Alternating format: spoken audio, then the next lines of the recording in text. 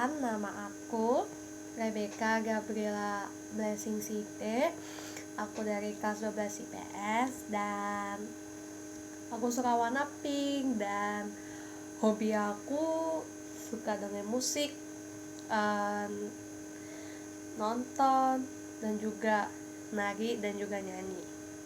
Nah, kenapa aku bahas diri aku ya? Karena kan aku mau bahas hermeneutika. Oke. Jadi kan banyak kayak yang nggak tahu hermeneutika tuh apa sih, maksudnya kayak makna dari konsep ini. Padahal hermeneutika ini itu satu kata yang sering kita dengar dalam kehidupan kita sehari-hari. Dan jadi apa tuh maknanya, makna hermeneutika dalam konsep ini gitu loh, dan apa hubungannya hermeneutika dengan kehidupan kita sehari-hari. Karena kata orang-orang, hermeneutika ini itu ada hubungannya dengan kehidupan kita sehari-hari. Nah, jadi yuk kita bahas aja. Nah, hermeneutika itu kan berasal dari bahasa Yunani. Ini lucu. Nah, oke, fokus dulu. Jadi hermeneutika itu berasal dari bahasa Yunani, yang kalau dari Yunaninya itu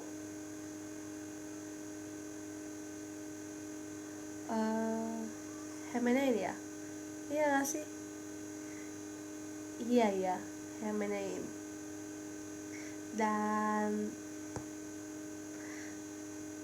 hermeneutika itu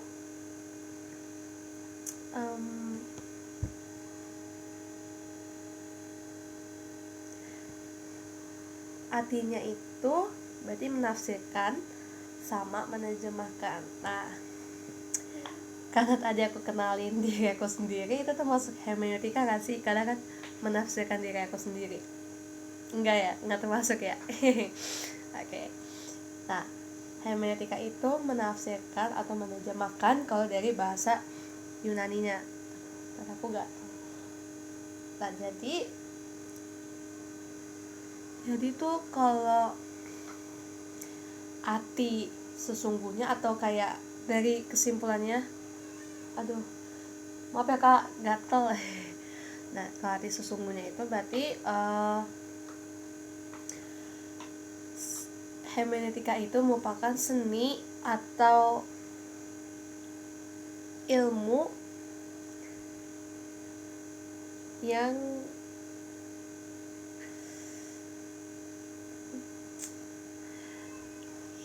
belajar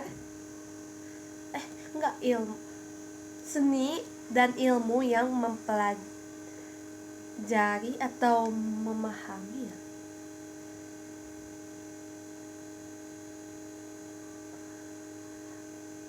Seni dan ilmu, aku bukan memahami, menafsirkan suatu teks. Nah, itu teksnya itu bisa dari teks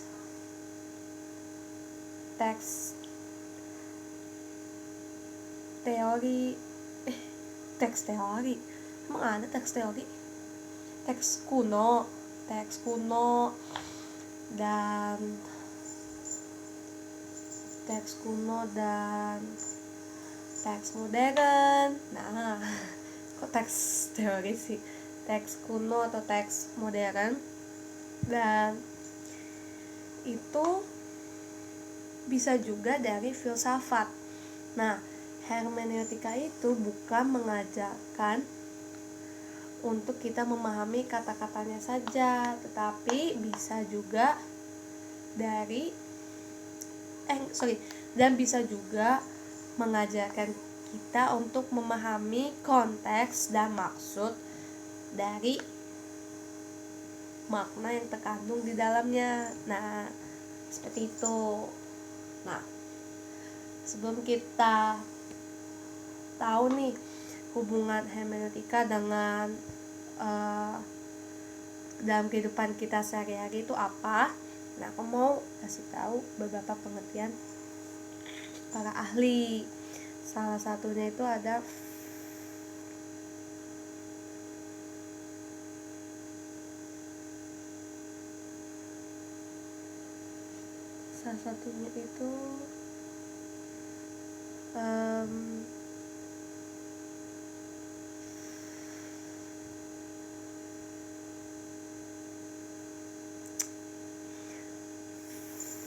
bacanya ini gimana ya, Friedrich atau Friedrich, nggak tahu aku. Friedrich Schleicher, Schleicher atau Schleicher ya,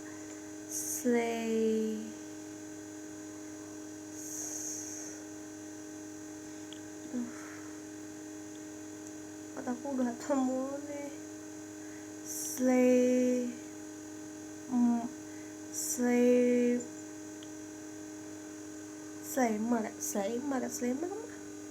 apaan ya? Friedrich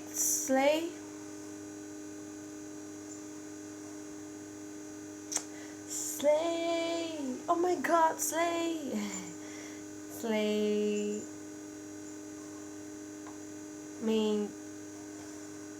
Maker. Bacanya tuh aku nggak tahu bacanya. Schleicher. Iya, pokoknya Friedrich, ya pasti Friedrich, tapi udah salah kayak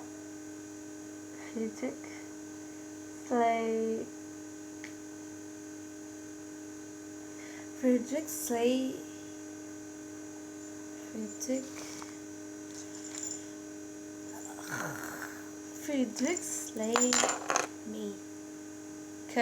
Ya, maaf, aku nggak tahu bacanya gimana. Jadi kalau menurut Friedrich Schleicher itu memberikan perspektif tentang hermeneutika, bahwa hermeneutika menurut Friedrich itu sebuah seni untuk memahami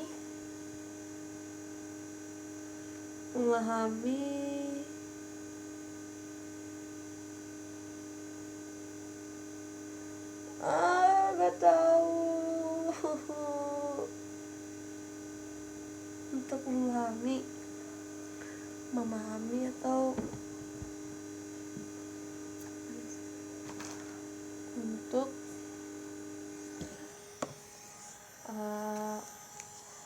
untuk memahami, bukan memahami dan menafsirkan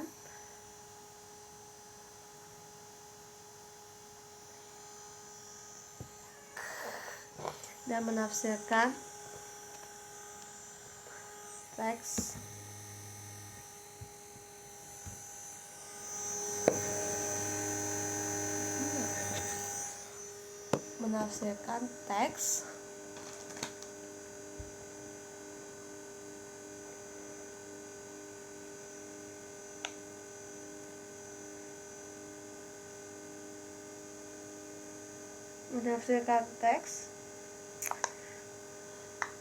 dengan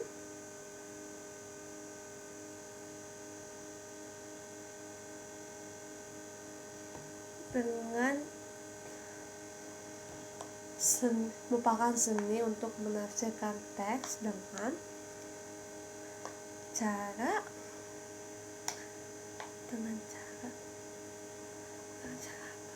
dengan cara memahami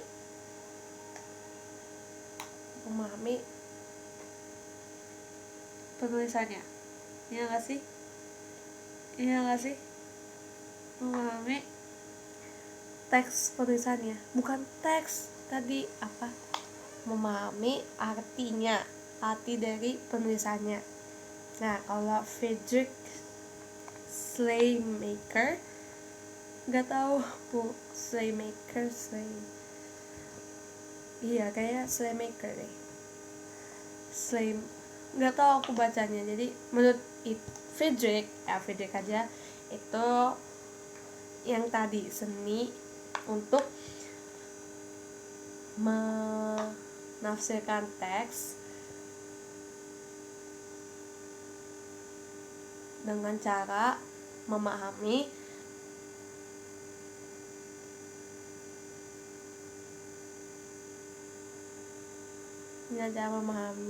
kan tadi udah memahami teks maksud, iya, memahami artinya atau maksud dari penulisannya. Nah, yang kedua itu ada William Dinkley. William bukan sih? Wilhelm atau William?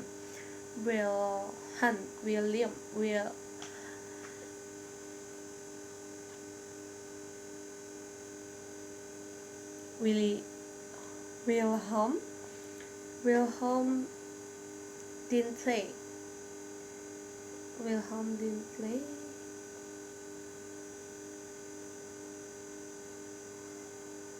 Ya, Wilhelm Dinkley.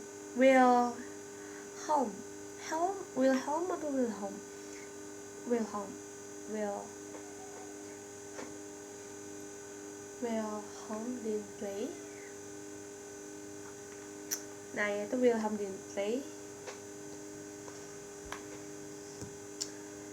Ya, Wilhelm Dinkley ya kayaknya. Ya, menurut Wilhelm Dinkley tentang hermeneutika itu berarti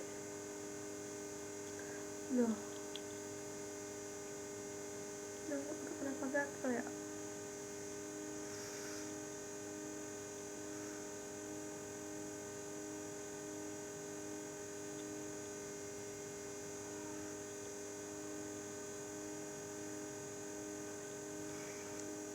Menurut Wilhelm Dinkley itu cara hermeneutika itu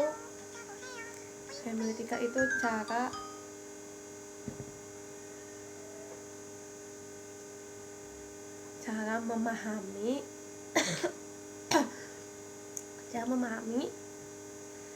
pengalaman manusia berdasarkan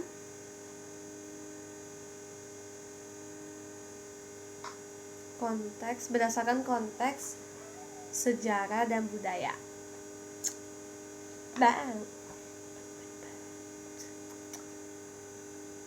Oke. Nah,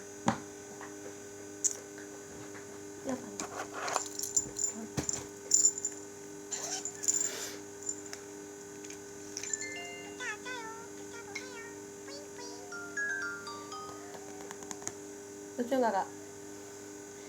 Kasih tahu doang. Apa? Yang ketiga itu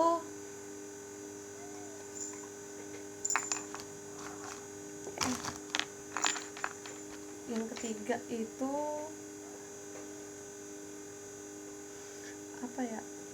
Gelap sih.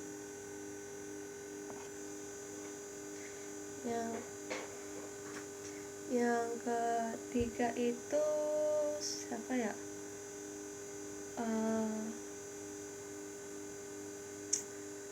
Siapa sih?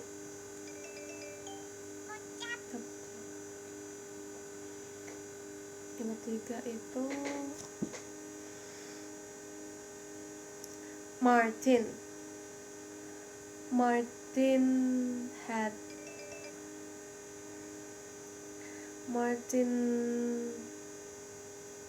Heidegger. Iya gak sih? Martin Heidegger. Iya, Martin Heidegger.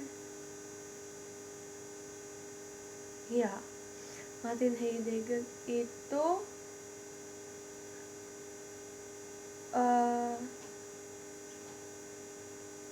memberikan perspektif tentang hermeneutika, bahwa hermeneutika itu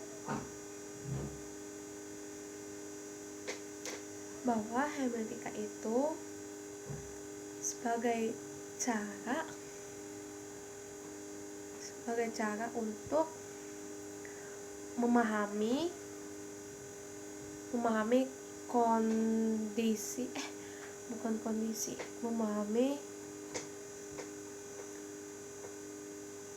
sebagai cara untuk memahami keberadaan manusia dalam dunia, dan itu bukan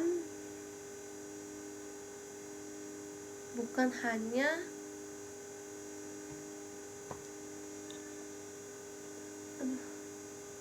sekedar teks.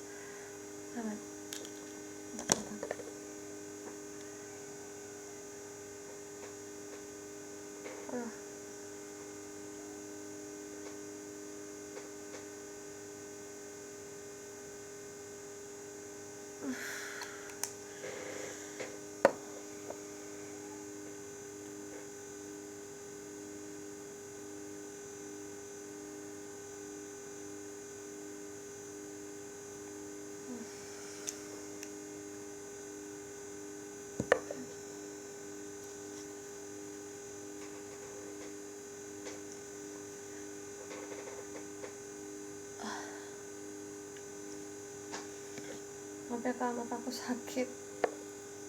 Oke. Ini dulu.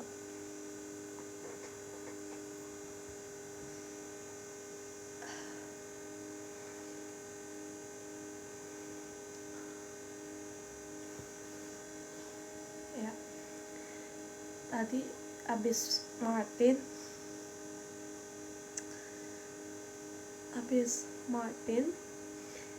itu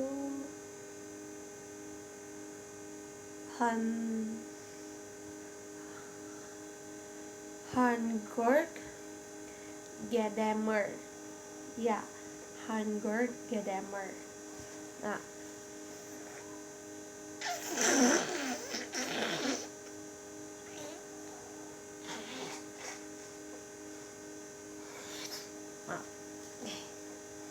dan kalau Hans-Georg Gadamer itu tuh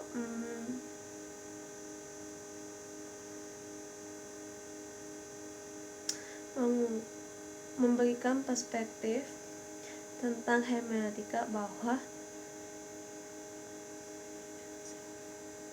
hermeneutika itu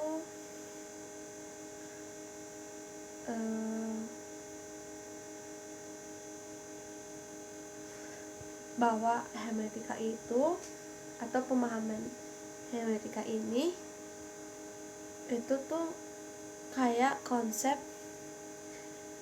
dialog hermeneutik, ya, yang kayak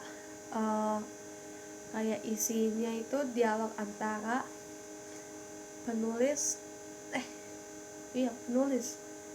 atau bukan penulis deh kayaknya, penafsir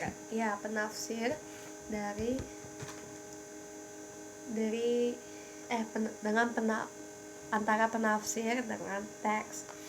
Nah, yang terakhir itu Paul Ricoeur, iya kan? Paul Ricoeur, iya.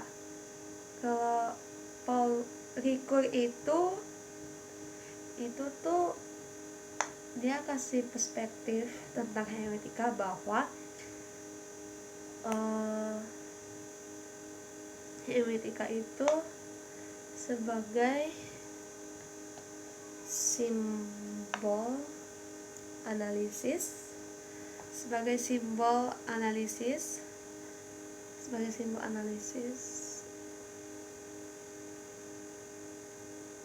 dan struktur untuk memahami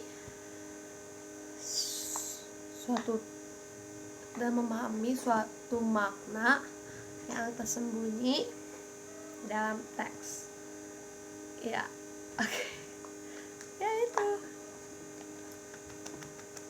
Nah, sekarang kita bahas ke penerapan dalam kehidupan sehari-harinya. Nah, hubungan hermeneutika itu dengan hubungan hermeneutika dalam kehidupan kita sehari-hari. Nah, jadi kalau hermeneutika itu hubungan hermeneutika itu yang pertama itu bisa dalam agama itu untuk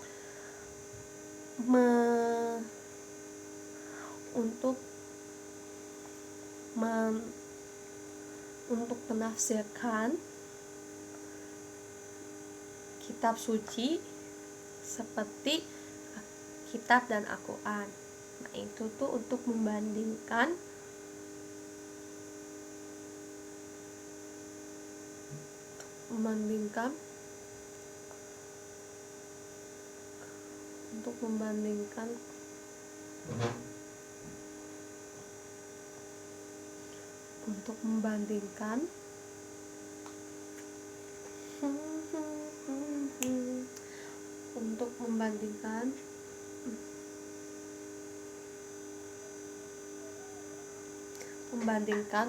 konsep teorinya konsep penulisannya.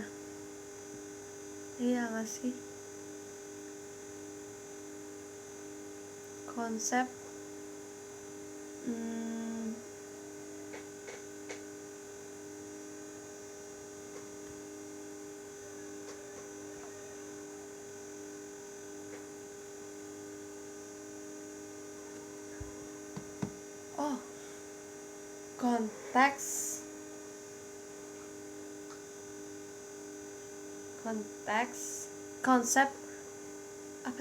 konsep historis dengan sejarah penulisannya.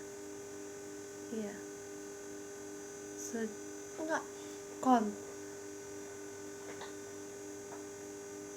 Jadi tuh dalam agama itu hermeneutika itu digunakan untuk membandingkan konsep atau konteks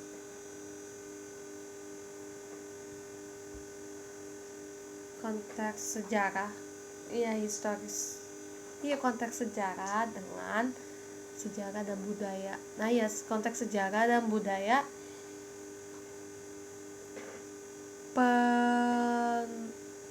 penulisannya.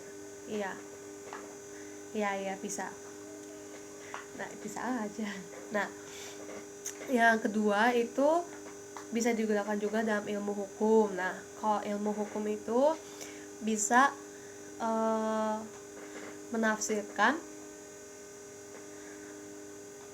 undang-undang dan peraturan. Nah, itu bisa kalau misalnya kayak kalau itu istilahnya jaksa, pengacara atau apa ya, kayak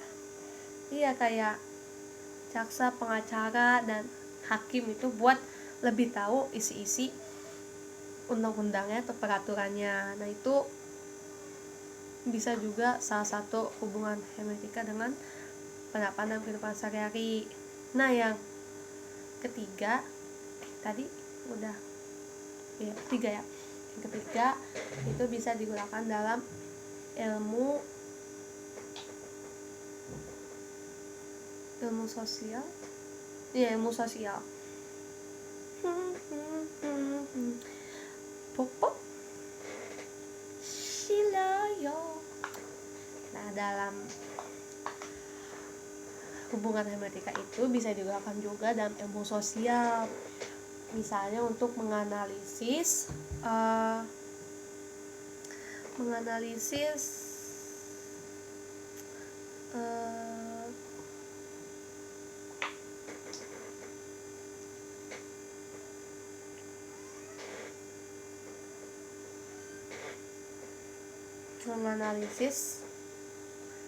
isi teksnya, maksudnya kayak narasi dan teks sejarah gitu. Nah, itu tuh gunanya kegunaannya untuk memahami teks narasi dan sejarah itu untuk menggali informasi lebih dalam, dan itu bisa juga untuk individu, misalnya kayak mau wawancara dan observasi. Nah kan kalau itu kan misalnya harus menggali lebih dalam. Nah itu bisa menggunakan hermeneutika. Nah yang terakhir, ilmu komunikasi. Ilmu komunikasi ini bisa menafsirkan makna bisa menafsirkan makna yang ada di media sosial. Media dan komunikasi. Nah, ini tuh untuk mengetahui makna yang tidak diketahui dalam media dan komunikasi. Nah, itu bisa kayak berita dan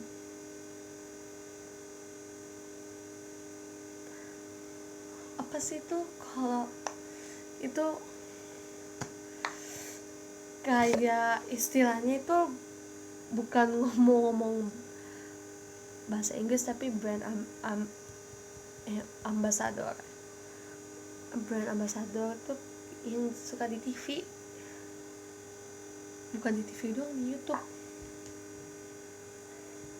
Apa sih ya, kayak pakailah obat ini misalnya, apa ya itu namanya ya, tiba-tiba jadi lupa.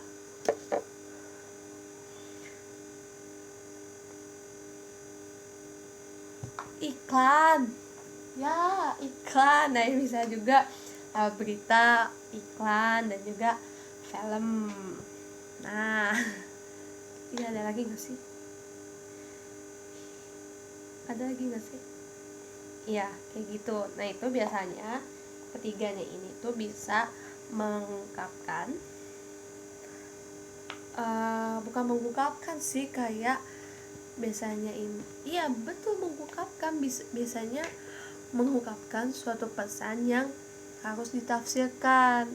Nah, misalnya kayak kata iklan atau film atau kayak di berita gitu kan pasti ada suatu pesan. Nah itu bisa untuk ditafsirkan. Nah itu juga sering terdapat mengandung simbol. Nah seperti itu. Jadi secara keseluruhannya itu, hermeneutika itu bukan hanya menafsirkan teks atau menafsirkan kayak filsafat gitu, tetapi bisa digunakan juga untuk memahami bagaimana kita berinteraksi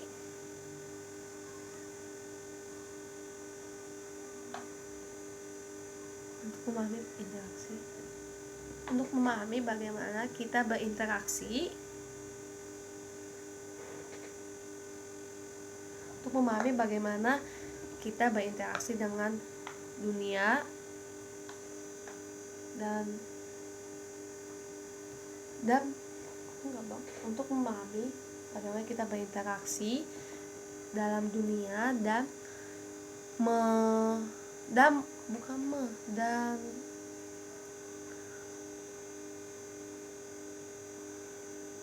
makna yang terkandung atau yang terdapat di sekeliling kita. Nah, iya, jadi itu karena udah tahu hubungan hermeneutika dan kehidupan sehari-hari, jadi bukan hanya untuk menafsirkan teks, tapi juga untuk tahu bagaimana sih cara kita berinteraksi dengan dalam dunia, dan juga makna yang ada di sekitar kita. Nah kayak contoh tadi, misalnya kayak di sekitar kita mungkin bisa ada berita atau film atau iklan, atau misalnya kayak wawancara atau observasi. Nah seperti itu. Jadi itu saja penjelasan hermeneutika menurut aku, dan aku minta maaf kalau misalnya ada yang salah kata atau kurang dimengerti. Jadi, dan juga kalau ada kurang pendalaman lagi, aku minta maaf. Oke, terima kasih. Bye bye.